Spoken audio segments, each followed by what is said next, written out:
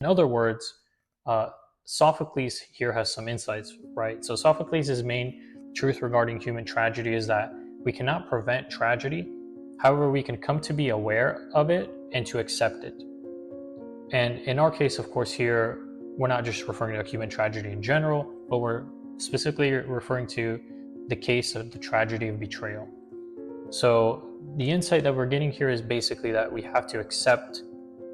first have to accept that this is a condition of our subjective experience, that the other has this propensity of betrayal, regardless of what kind of human being they are, regardless of what kind of human being they might seem, right? And you can of course empirically see many examples of this, from the people who are supposed to be the most holy to like just the average human being. So now the solution, you're like, great, let's say most 90% of you are buying into this from your experience and from these ideas I presented here, that there's kind of a fundamental ground in human beings that makes this propensity exist in all human beings, unless you fundamentally change that human nature through some genetic editing, CRISPR gene tech, or like something else, right?